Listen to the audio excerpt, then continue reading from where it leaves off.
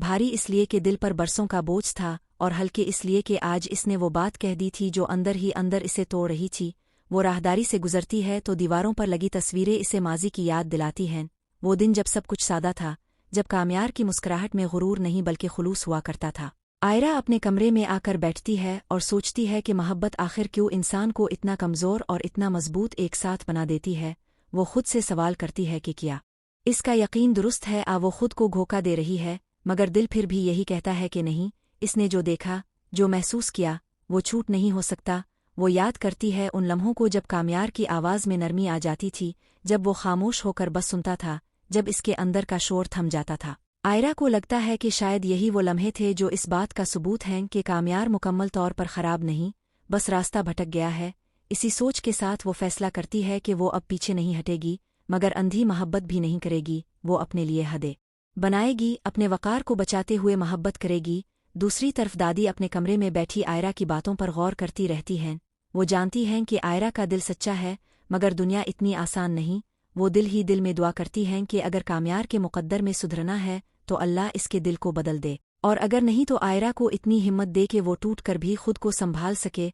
अगले दिन जब आयरा कामयार के सामने आती है तो इसकी नज़रें झुकी होती हैं, मगर लहजा मजबूत। वो ना शको करती है ना इल्ज़ाम, बस इतना कहती है कि मैं तुम पर यकीन करना चाहती हूँ, मगर इस यकीन की हिफाजत तुम्हें खुद करनी होगी। ये अल्फाज कामयार के दिल में तीर की तरह उतरते हैं। वो पहली बार आयरा की आंखों में सिर्फ मोहब्बत नहीं बल्कि खुददारी भी देखता है। इसे एहसास होता है कि वो जिसे कमज़ोर समझता रहा वो असल में इससे कहीं ज़्यादा मजबूत है। इस लम्हे कामयार के अंदर एक जंग शुरू हो जाती है। एक तरफ इसकी अना है जो इसे बदलने से रोकती है, और दूसरी तरफ आयरा की खामोश ताकत जो इसे अपनी तरफ खींचती है। वो कोई वदा नहीं करता, मगर इसकी खामोशी में एक इकरार छुपा होता है। आयरा इस खामोशी को समझ लेती है। दादी के कमरे से निकलने के बाद आयरा के कदम भारी भी थे और हल्के भी।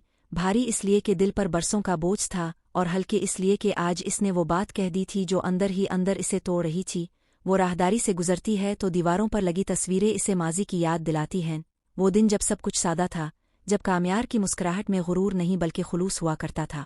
आयरा अपने कमरे में आकर बैठती है और सोचती है कि मोहब्बत आखिर क्यों इंसान को इतना कमज़ोर और इतना मजबूत एक साथ बना देती है।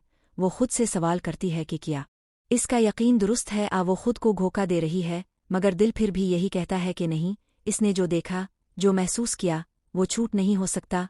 वो याद करती है उन लम्हों को जब कामयार की आवाज़ में नरमी आ जाती थी, जब वो खामोश होकर बस सुनता था, जब इसके अंदर का शोर थम जाता था। आयरा को लगता है कि शायद यही वो लम्हे थे जो इस बात का सबूत हैं कि कामयार मुकम्मल तौर पर ख़राब नहीं, बस रास्ता भटक गया है। इसी सोच के साथ वो फैसला करती है कि वो अब पीछे नहीं हटेगी, मगर अंधी मोहब्बत भी नहीं करेगी। वो अपने लिए हदें बनाएगी, अपने वक़ार को बचाते हुए मोहब्बत करेगी।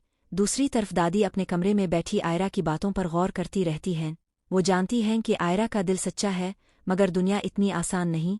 वो दिल ही दिल में दुआ करती हैं कि अगर कामयार के मुक़द्दर में सुधरना है तो अल्लाह इसके दिल को बदल दे, और अगर नहीं तो आयरा को इतनी हिम्मत दे कि वो टूट कर भी खुद को संभाल सके।